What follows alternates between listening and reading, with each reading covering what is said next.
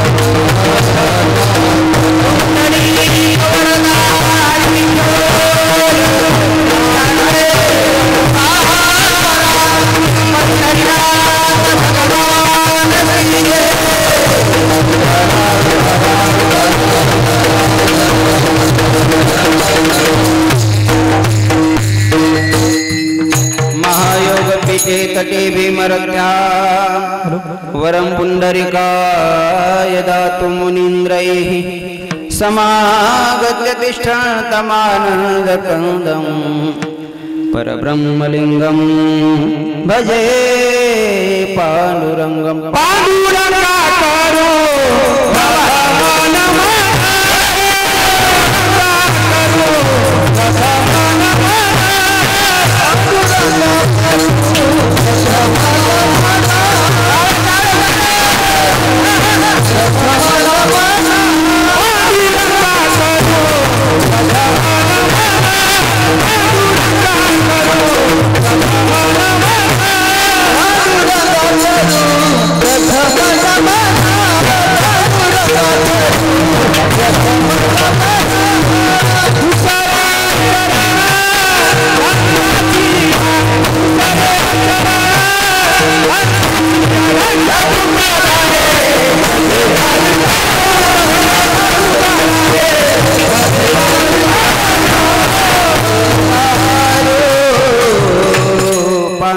करू प्रथम नमन दुसरे चरण संतांची ओम नमो ज्ञानेश्वरा करुणा करा दयाळा तुमचा अनुग्रह लाधलो पावन झालो चराचरी तुकाराम तुकाराम नाम घेता काप्यम धन्य तुकोबा समर्थ जेणे केला हा पुरुषार्थ कृष्णाय वासुदेवा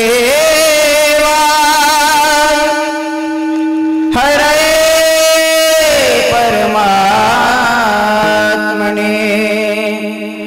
प्रणत क्लेशनाशाय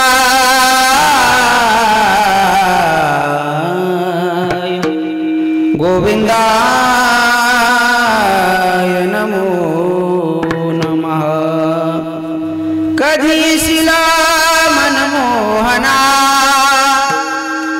कधी शिला मनमोहना पाहण्या भारत आपुला पुन्हा भारता ग्रहण लाग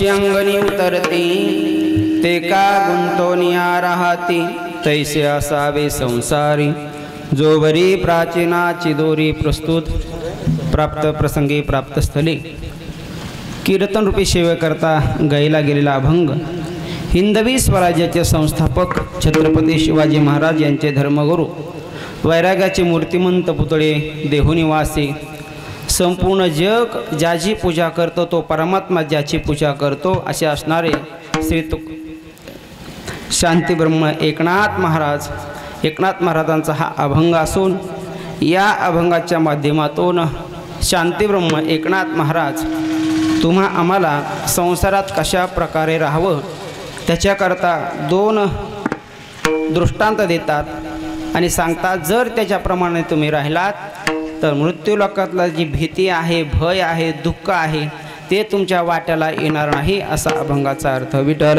विठ्ठल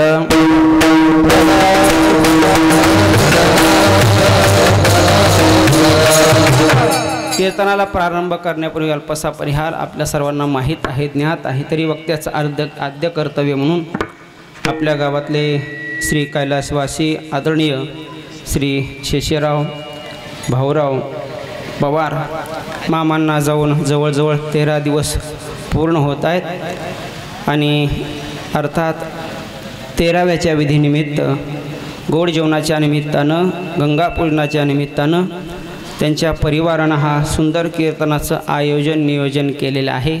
संपूर्ण पवार परिवार असेल त्यांचे 3ही चिरंजीव असतील आदरणीय श्री शिवाजी दादा असतील आदरणीय तानाजी दादा असतील आदरणीय महादेव दादा असतील त्या परिवारानं सुपुत्रानं हा कीर्तनाचं आयोजन नियोजन केलं आणि ज्यांच्या माध्यमातून तुमच्या दर्शनाचा योग आला आमचे परममित्र हरिभक्तपरायण श्री मोहिते दादा अर्थात परशुराम दादा मोहिते यांनी हा संपर्क केला आणि तुमच्या दर्शनाचा योग घडून आणला। आणि ऐका कीर्तन म्हटलं की जवळजवळ 3 गोष्टीची गरज आहे लक्ष देऊन ऐका कशा कशाची महाराज म्हणतात लावून या मृदंग श्रुती टाळ घोष सेवो ब्रह्मरस आवडीने हो हा ब्रह्मरस आहे भक्तिरस आहे आणि या भक्तीचा आनंद घेण्याकरता मृदंगाची साथ करण्याकरता आमचे परममित्र हरिभक्त परमपूज्य मृदंगाचार्य आदरणीय संतोष महाराज या ठिकाणी उपस्थित आहेत। माझ्या मागे पुढे उभा आहे सांभाळीत सर्वच गुणवान मंडळी महाराज मंडळी तुमचा काही परिचय नाही पण तुमच्याबद्दल माझ्या अंतःकरणात नितांत प्रेम वात्सल्य दयाभाव आहे। मी तुमच्या पोरासारखा लेकरासारखा आहे म्हणून सर्व माझ्या पाठीमागे असणारे सर्व गुणवान मंडळी महाराज मंडळी तुम्हा सर्वांच्या चरणावर साष्टांग दंडवत ज्यांनी विना घेतलेला आहे विनेकरी बाबा असतील पूर्ण या परिवारावरती प्रेम करणारी मंडळी या ठिकाणी आलेली आहेत। ऐका कोण कोण आले माहिती आहे का तुम्हाला कदाचित ऐकलं असेल नसेल ऐकलं पण ऐका आज कैलासवासी आमच्या शेषराव मामांना श्रद्धांजली पुष्पांजली आदरांजली सुमनांजली वाहण्याकरता आपल्या देहामध्ये शास्त्रानं 4 देह सांगितलेले आहेत। ऐका हा जो आम्हाला दिसतो हा स्थूल देह आहे ह्याच्या आतमध्ये एक सूक्ष्म देह आहे त्याच्या आतमध्ये एक कारण देह आहे आणि त्याच्या आतमध्ये एक महाकारण देह आहे। मग हे शास्त्राने जे 4 देह सांगितलेले आहेत ना या 4ही देहांना आप्तेष्ट मंडळी सगळी या ठिकाणी आलेले 4 देहाचे नातेवाईक शास्त्रकारांना सांगितलेले आहेत। ऐका स्थूल देहाचे नातेवाईक कोण आहेत तर त्यांची भावकी आप्तेष्ट मंडळी पाहुणे मंडळी ही त्यांच्या स्थूल देहाचे नातेवाईक आहेत। त्यांच्या सूक्ष्म देहाचे नातेवाईक कोण आहेत तर हे आमचं भजनी मंडळ वारकरी मंडळ हे त्यांच्या सूक्ष्म देहाचे नातेवाईक आहेत। त्यांच्या कारण देहाचे नातेवाईक कोण आहेत तर या भूतलावर ज्या साधू संतांना अवतार घेतला अगदी ज्ञानोबरायापासून निळोबरायापर्यंत जेवढे काही संत मंडळी होऊन गेली ना ही त्यांच्या कारण देहाचे नातेवाईक आहेत आणि त्यांच्या महाकारण देहाचा नातेवाईक कोण असेल तो परमात्मा जीने हा जीव दिला दान अर्थात 4ही देहाचे नातेवाईक या ठिकाणी मामांना श्रद्धांजली आदरांजली वाहण्याकरता जमलेला आहोत। त्याच्यामध्ये माझ्याकडे आलेले हे कीर्तन रूपी सेवा विठ्ठल विठ्ठल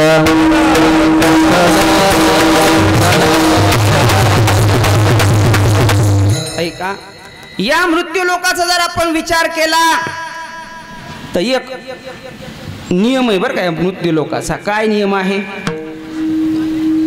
आया है सो जाएगा, राजा रंग फकीर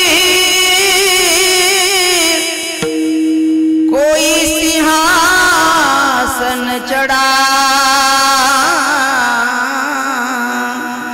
कोई बंधा जंजीर।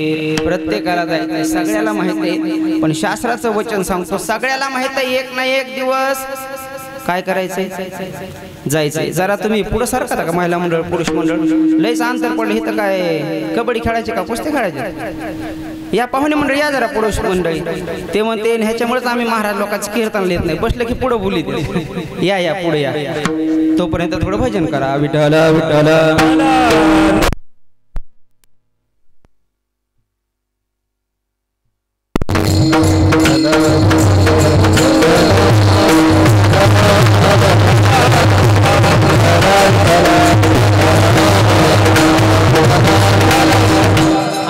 असं मंडप भरल्यासारखं वाटायला लागलं है की नाही? हा एवढा मोठा भव्य दिव्य मंडप आपल्या करता बसण्याकरता दिलेला आहे। मी पुढं का बोलावलं, मागून जर काही मंडळी आली, पाहुण्या मंडळी आली तर त्यांना बसता येतं, कारण त्यांना मागून पुढे येतात नाही। बरं एखादा चाललं तर तुम्ही म्हणता नाही पुढं कसं काय चाललं तू, त्याच्यामुळे तुम्हालाच पुढे बोलून घेतलं आहे का? या मृत्यू लोकाचा नियम आहे, प्रत्येकाला जायचं आहे, सगळ्याला माहीत आहे, पण जावं कुणाला वाटत नाही। काही तर कुणाला वाटतंय, हात वर करा, वाटतंय कुणाला? महिला मंडळ तुमच्यातलं कुणाला वाटत असलं मला मरायचं, हात वर करा। नाही। पुरुषापैकी कुणाला वाटतंय का? नाही। टाळकऱ्यापैकी तुम्ही म्हणता महाराज तुझं कसं आहे, तुमच्यासारखंच आहे ना माझं। अर्थात जर कुणाला वाटत असेल मरायचे तर कीर्तन झालं की आम्ही गळा दाबितो बघा। अर्थात ऐका ऐका, माझ्या पदर तर सांगत नाही, ज्ञानोबारायनं ओवी खर्च केली, न मरणे निर्विवाद जगा पडिये हो।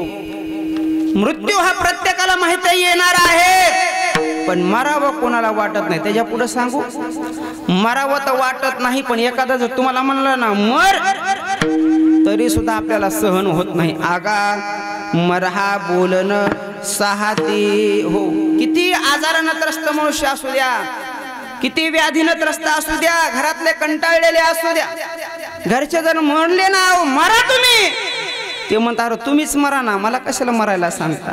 अर्थात मृत्यू आहे, प्रत्येकाला जायचे, पण मरावं कुणाला वाटत नाही। ऐका, या देहाचा शास्त्रकारांना नाश सांगितलेला आहे 3 प्रकारचा। एक आहे आश्रयनाश, एक आहे परतानाश आणि एक आहे स्वभावता नाश। स्वभावता नाश कशाला म्हणायचं, तर जिथपर्यंत आपल्याला देवानं आयुष्य दिलंय ना तिथपर्यंत जगणं, प्रेमानं राहणं, जसं पिकलेल्या झाडाचं पान खाली पडावं तसं हा देह सोडावा आणि हा जीवात्मा परमात्म्याच्या चरणी लीन व्हावा, हा स्वभावता नाश आहे।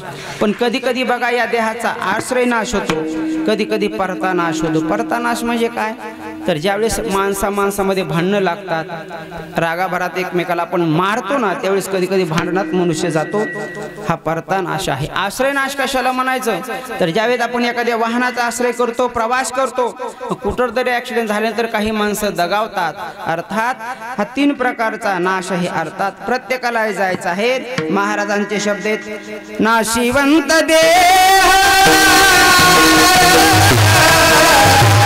नाशिवंत देह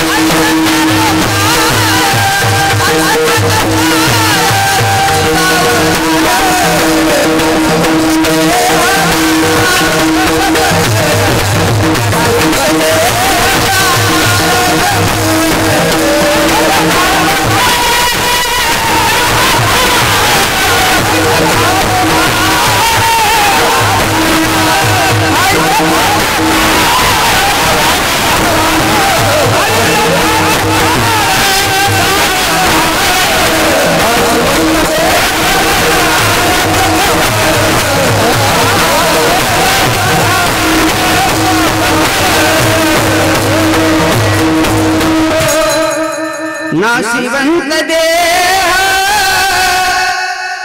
जाणार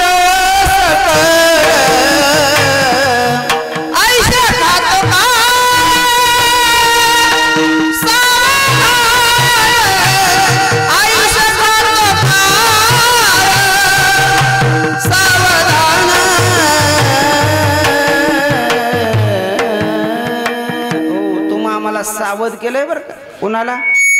जे गेले त्यांना नाही, इथं जेवढे आले त्यांना सावध केलं. बघा आपल्या साधू संतांना आपल्याला वेळोवेळी जागृत केलेलं आहे. यद्यपि हा देहच देवानं भजना करता दिलेला आहे. देवे दिला देह भजना गोमटा तो या झाला फाटा बाधिकेचा. अनेक वेळा जागृती दिली महाराज. लागून या पाया विनवितो तुम्हाला करे टाळी बोला मुखी नाम कर जोडून विनवितो तुम्हा तुम्ही वासुदेव वासुदेव म्हणा. अर्थात वेळोवेळी सरळ सांगितलं. बोलताना विको कमी करा, गाताना थोडासा द्या. सरळ सांगितलं बरं का. पण आम्ही काही ऐकलं नाही. मग कधी कधी आमच्या साधू संतांना शिव्या देऊन सांगितलं तरी आम्ही ऐकलं नाही. पाया पडून सांगितलं तरी ऐकलं नाही. सरते शेवटी आमच्या नाथ महाराजानं एक काय केलं, भारूड नावाचं प्रकरण गायलं. भारूड बरं का. त्याच्यामध्ये वेळोवेळी उपदेश केला. ऐका, त्याच्यामध्ये भारुडामध्ये विंचू असेल, दादला असेल, आंधळा असेल, मुका असेल, बहिरा असेल, पांगळा असेल, वेळोवेळेचे वेगळे वेगळे रूपक केले. आमच्या ज्ञानोबरायानं तर या जीवरूपी भ्रमराला उपमा करत असताना सांगितलं, ए जीवरूपी भ्रमरा, तुझी जी संसारात ऋणझून चाललेली काय, गाडी माझी, बंगला माझा, शेती माझी, घर माझं, मुलं माझे, सगळं काही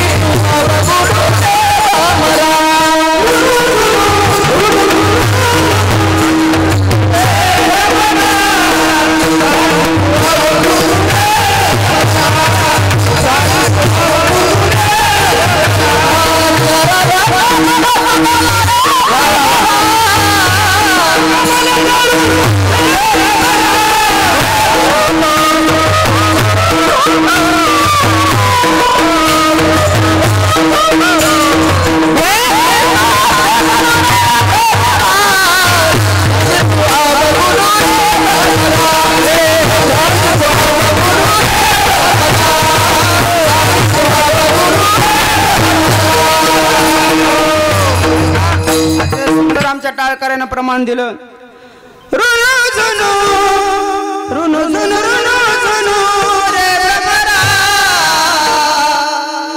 सांडित्वा बघून रे भ्रमरा, चरण कमळ दळू रे भ्रमरा, भोगी तू निश्चळू रे भ्रमरा, ऋणू झुनू ऋणू झुनू ऋणू झुनू रे भ्रमरा, सांडित्वा बघून रे भ्रमरा. हो. आणि महाराज म्हणतात एवढं जर सांगून नाही ऐकलं तर महाराज म्हणतात हे जरी नाही आलं तरी दुसरा येईल, हे जरी नाही आलं सरते शेवटी बा काळ बांधून नेईल सरते शेवटी बा. एका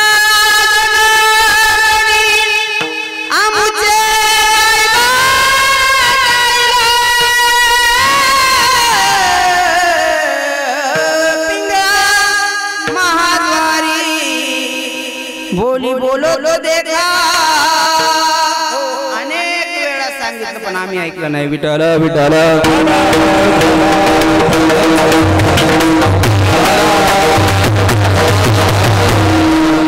चालला होता, प्रत्येकाला जायचंय. अहो तुमचं आमचं सोडा, येत नाही बरो पीर मर गए पैगंबर मर गए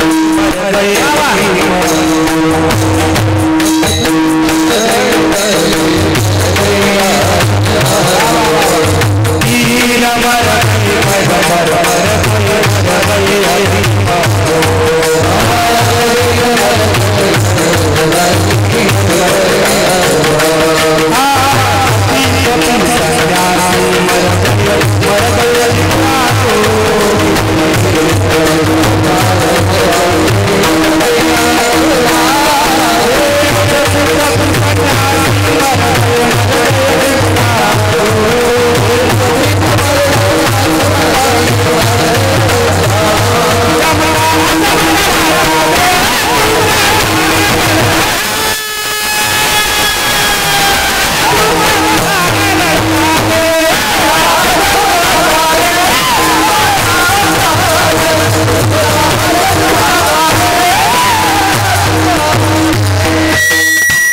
जपी तपी सन्यासी मर गए हकीम रोकी 9 भी मर गए 10 भी मर गए सहस्र 33 कोटि देवता मर गए पड़े काल की फांसी।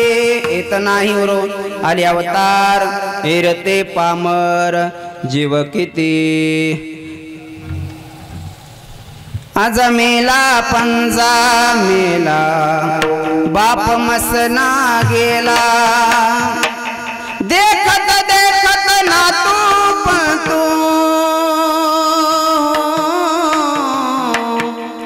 देखत देखत ना तू तोही तैसा झाला देखत देखत ना तू तोही तैसा झाला। उठा उठा जागा पाटी भय आले मोठे हे आज मेला पंजा मेला बाप मसना गेला देखत देखत ना तू तोही तैसा झाला देखत देखत ना तू तोही तैसा झाला। उठा उठा जागा पाटी भय आले मोठे हो। आणि दुसरा नियम बघा, मृत्यूच्या बाबतीत वशिलेबाजी चालत नाही आणि वशिलेबाजी चालत असताना नुसते गरीब माणसं मेले असते श्रीमंत मेले नसते। तुम्ही कोरोनाच्या महामारीमध्ये पाहितलं बघा, एवढी बिकट अवस्था होती एवढी परिस्थिती होती महाराज सगळं जग हैराण झालं होतं महाराज। अरे व्यक्ती जर दवाखान्यामध्ये गेला तर तो आपल्याला परत दिसला नाही। दुसरी गोष्ट डॉक्टरांना वजनानं पैसा दिला महाराज। खरं तर त्या 2-3 वर्षात डॉक्टराची उगा चांदीच झाली आपलं झालं नुकसान थोडं पण महाराज एवढी गंमत होती नुसती शिंक आली तरी पॉझिटिव्ह जाऊ द्या 10,000 रुपये रोज सुरू। मला हे सांगायचंय वशिलेबाजी चालत नाही देवाचा सुद्धा वशिला चालत नाही संतांचा वशिला चालत नाही। तुम्हाला एक उदाहरण म्हणून सांगतो गरुड पुराणातलं आहे का। एकदा गरुडाची आई आजारी पडली आणि गरुडाची आई आजारी पडल्यानंतर आता मोठे माणसं आहेत गरुड म्हणजे सामान्य का देवाचं वाहन आहे गरुड। गरुडाची आई आजारी पडली सगळे भेटायला चालले बघा कोण कोण माणसं तर गेलेच पण ऋषी साधू संत देव प्रत्येक देवानं जावं भेटावं महागारी यावं का गरुडाची आई आजारी पडली। कारण मोठ्या माणसाचं कुत्र बी आजारी पडलं ना तरी लोक महाराज त्यांना भेटायला जातात। बरं मोठ्या माणसाचा आमदार खासदार साहेबाचा पुत्र जर आजारी पडलं तर गावातले लोक भेटायला जातात कुणाला। तुम्ही बोलत चला जिवंत आहेत ना तुम्ही बोलत चला ऐकाय। साहेबाचं कुत्र आजारी पडलं तर लोक कुत्र्याला भेटायला जातात। बरं तिथं म्हणता येत नाही साहेबाचं कुत्र आजारी पडलं अरे तुरी बोलता येत नाही साहेबांचं कुत्री साहेब असं त्यांच्या सगळ्याला आज ते आपल्याला नीट बोलत बी नाहीत ते आपला फक्त वापर करून घेतात। निवडणूक आली बाबा बाबा बघाव त्यांचा तारा म्हणून काय गोड बोलतात महाराज 5 वर्षांनी एकदा एवढे गोड बोलतात ते आपल्याला मेरे भाई और बहनों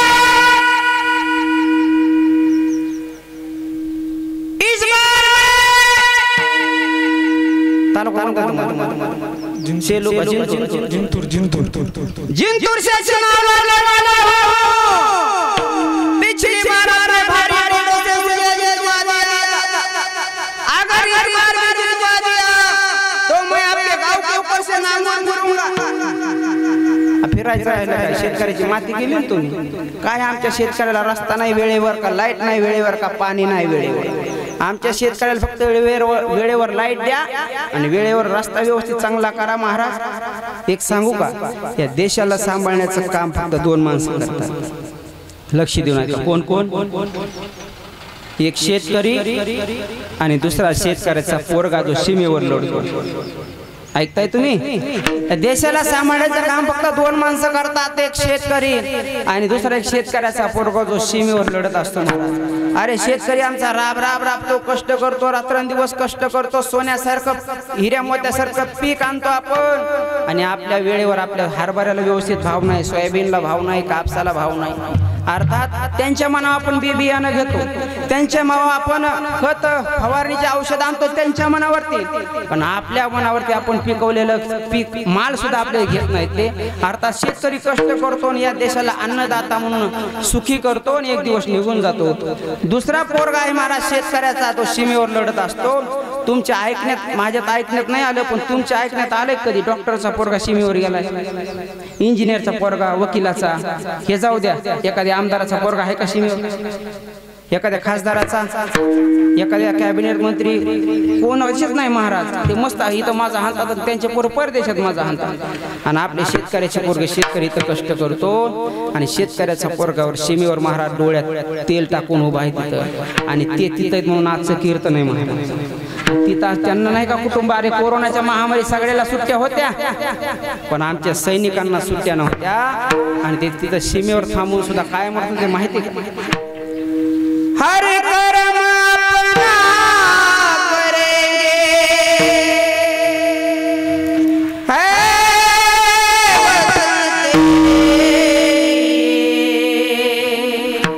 दिल दिया है जान दे, है वतन तेरे मेरा कर्म तू, मेरा धर्म तू, तेरा सब कुछ मैं, मेरा सब कुछ तू, हम जिए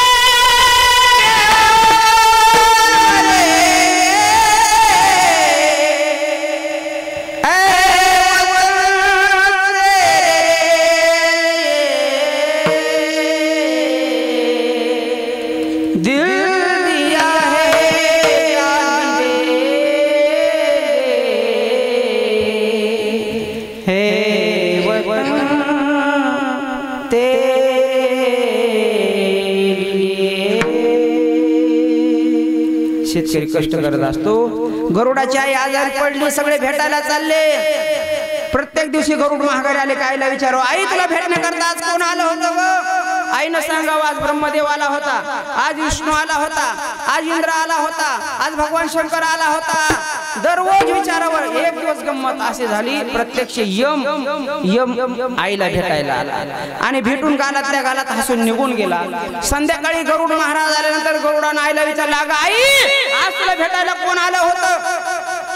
आईनं सांगितलं, गरुडा, आज मला यम भेटायला आला होता. यम, जसं नाव ऐकलं आहे गरुडानं, काळजी करायला लागला गरुड. अरे, ज्या आरती यम आला ना, त्या आरती नक्की माझ्या आईला घेऊन जाणार. अगं आई, गरुडाला काय चहा पाणी केलंस का नाही केलं? जाताना काय बोलला का नाही? आईनं सांगितलं, तो काय बोलला नाही, पण गालातल्या गालात हसून निघून गेला. मग गरुडानं विचार केला, ज्या आरती यम महाराज हसून गेले ना, त्या आरती माझ्या आईला ते आज उद्या घेऊन जाणार. म्हणून गरुडानं काय केलं, आपल्या आईला उचललं, पाठीवर ठेवलं, एका हिमालयाच्या गुहेमध्ये, विवरामध्ये नेऊन ठेवलं, आणि तिथं गेल्याबरोबर आईचा प्राण गेला. मरणाच्या छाया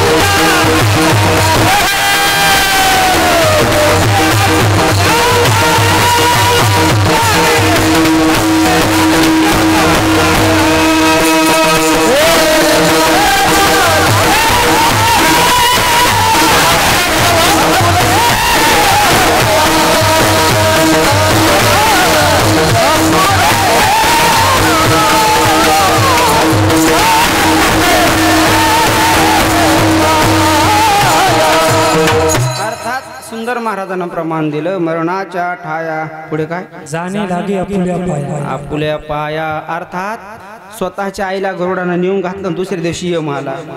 गरुडानं विचारलं, काय हो महाराज, काल तुम्ही आमच्या घरी आले, ते भेटून गेले आणि आज परत आलात, काल कशा करताल?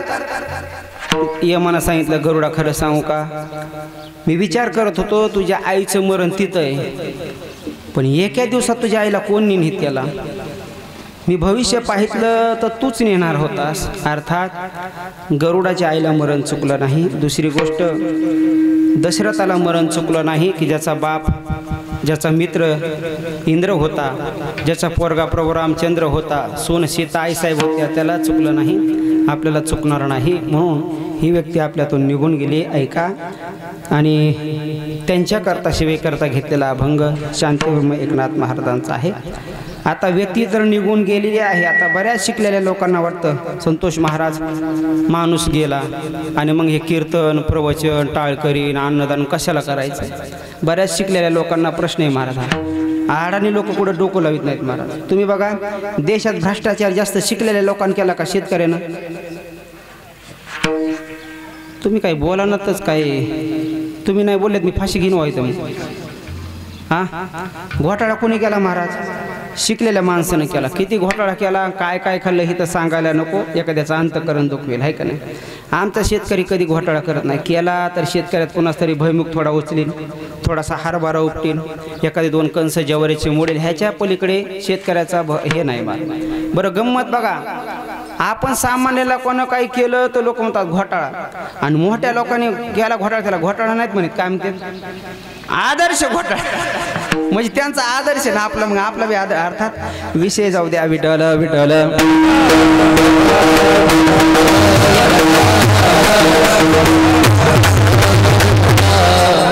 मृत्यू प्रत्येकाला येणार आहे, माहीत आहे. जन्माला यायचंय जायचंय का, हा मृत्यू लोक आहे, प्रत्येकाला जायचंय. इथं याला जग असं म्हणतात बरं का दादा. जग शब्दाची उत्पत्ती सांगत असताना शास्त्रकार सांगतात, ज पहिला अक्षर आहे, जन जे आहे ते म्हणजे उत्पन्न होणे, निर्माण होणे, आणि पुढचा अक्षर आहे ग, गम गच्छती म्हणजे जाणे. अर्थात येणे आणि जाणे ही प्रक्रिया ज्याच्यामध्ये घडते ना, त्याला जग मृत्यूलोक म्हणतात. आणि ऐका, या मृत्यूलोकात आल्यानंतर श्री शांतिब्रह्म एकनाथ महाराज म्हणतात प्रत्येकाला जायचं, पण ऐका, जन्म आपल्या हातामध्ये नाही, मृत्यू आपल्या हातामध्ये नाही, पण मधलं आयुष्य आपल्यामध्ये आहे. आणि ते आयुष्य कसं जगायचं त्याच्याकरता पहिला दृष्टांत दिला अभंगाच्या पहिल्या चरणात.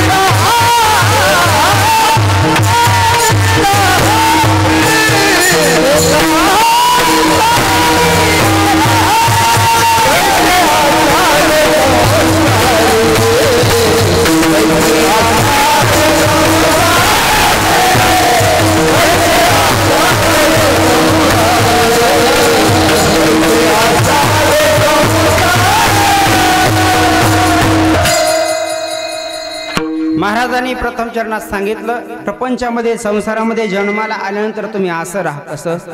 पक्षी अंगणी उतरती ते का गुंतोनिया राहते. अरे आपल्यापेक्षा पक्षी बरे, प्राणी बरे, ते कधी ममत्व भाव धरत नाही, अपेक्षा रहित त्यांचं जीवन आहे. म्हणून महाराजांना दृष्टांत देत असताना पक्षानं दिला. आणि तुमची आमची अपेक्षा किती अपेक्षा माहिती का? अहो, आपण मृत्यूच्या दरवाजापर्यंत गेलो ना तरी आपल्या अपेक्षा संपत नाही. यद्यपि महाराज म्हणतात, अरे तुम्ही मुक्तच आहात, देवाच्या अंशाचे आहात, पण तुम्हाला दुःख का उपभोगावं लागलं माहितीये? घेऊन या छंद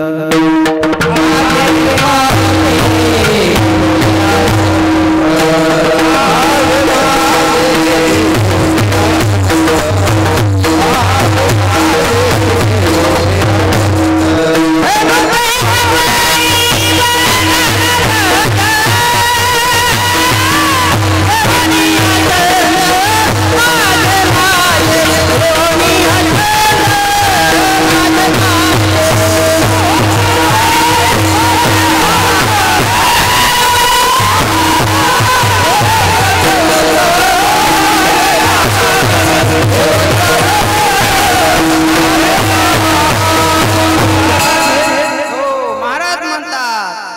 मुक्त होता परिबळे झाला बद्ध घेऊनिया छंद माझे माझे. अरे तुम्ही जरा विचार करा, तुम्ही आम्ही माझ्या सहित आपण ज्यावेळेस जन्माला आलो येत असताना तुम्ही आम्ही काय आणलं का मामा? आणलं का? नाही ना आणलं. बघा बरं का आता पुन्हा बदलायचं नाही. येताना काय आणलं नाही, बरं जाताना काय न्यायचं का आपल्याला? काहीच नाही न्यायचं. मग तुमच्या नावावरचं करता का आमच्या नाव? मग आता तुम्ही तर बंदच झाले बोलायचे. तुम्ही म्हणता तू ह्याच्यासाठीच आला का? किती ममत्व आहे आपलं बघितलं का? मामाने त्यांनी मान्य केलं संतोष महाराज, येताना मी काय आणलं नाही, बरं जाताना काही न्यायचं नाही. मग द्या म्हणलं तर द्यायची तयारी नाही त्यांची. तुम्हीच नाही आम्हाला म्हणलं तुम्ही कीर्तन झाल्यावर नारळ द्या, आम्ही सुद्धा देणार नाही. अर्थात एवढी आपली अपेक्षा. या देहावरती आपण एवढं प्रेम करतो, हा पण हा देह नाशिवंत जाणार आहे हा, तरी आपली आसक्ती सुटत नाही. ऐका किती आसक्ती, किती आसक्ती. अहो माणसं जिवंतपणे अपेक्षा करतात ज्याच्यात नवल नाही, मेल्या सुद्धा अपेक्षा सुटत नाही. बघा ज्या माणसाला घ्यायची सवय लागली ना त्याची अपेक्षा. ऐका मी एकदा प्रवचनाला गेलो, आमच्याकडे गेवराई तालुक्यात राक्षस भुवन आहे शनीचं बरं का. कधी कधी प्रवचनाला जाण्याची वेळ ती. एकदा आम्ही तलाठी साहेबाच्या 10व्याला गेलो. जो व्यक्ती गेलता का तो तलाठी होता. इथं कोण नाही ना तलाठी? तुमचं कोणी असलं तुमचं सोडून सांगतो रे बाबा, माफी मागून बोलतो. जे नसे ललाटी ते करी बोला बोला, म्हणजे नशिबात नाही मला ते बदलण्याची ताकद तलाट्यामध्ये असते. तो भाग निराळा आहे. ऐका मग मी प्रवचन 1 तास केलं, 2 तास गेले, पण पिंड कावळा शिवाना. पिंड सगळे कोणी काही म्हणायचं काही म्हणायचं, पण ते कावळा काही शिवाना. त्याचा एक मित्र आला, म्हणला महाराज थांबा मला आयडिया माहिती, ह्याला कावळा कसा शिवायचा. ते जवळ गेला, एक फॉर्म घेतला, एक 500ची नोट खालून लावली आणि म्हणले साहेब सही करा. लगेच कावळा शिवला ना पिंडाला. विठ्ठल विठ्ठल.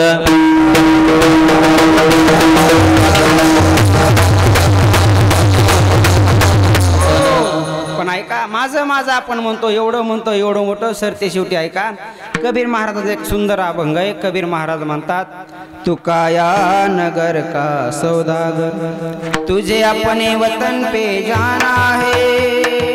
ऐका आई म्हणते पोरग माझा, बाप म्हणतो पोरग माझा. माँ कहे बेटा मेरा है रे, बाप कहे बेटा मेरा है. ना बाप का ना माँ का ये तो जन्म देने का नाता है. तो काया नगर का सौदा. ऐका बहीण म्हणते भाऊ माझा आहे, भाऊ म्हणतो बहीण माझी. बहन कहे भाई मेरा है रे, भाई कहे बहन मेरी है रे. ना बहन भाई की ना भाई बहन का, ये तो रक्षा बंधन का नाता है. तो काया नगर का सौदा. तिसरं उदाहरण आपल्याला पटेल. जावाई म्हणते सासरा म्हणतो जावाई माझा, सासू म्हणते जावाई माझा. पण कबीर महाराज म्हणतात ऐका, सास कहे जवाई मेरा है रे, ससुरा कहे जवाई मेरा है रे. ना सास का ना ससुरे का, ये तो लड़की देने का नाता है. तो काया नगर का सौदा. लोक म्हणले महाराज आमचं जाऊ द्या, तुमचं काय? कबीर महाराजांचा पोलगा कमाल महाराज म्हणतात, कमाल कहे कबीर मेरा है रे, कबीर कमाल मेरा है रे. ना कबीर कमाल का ना कमाल कबीर का, ये तो हरि गुण गाने का नाता है. काया नगर का सौदागर। अर्थात मृत्यू लोकात राहायचंय ना, महाराज म्हणतात पक्षी अंगणी उतरते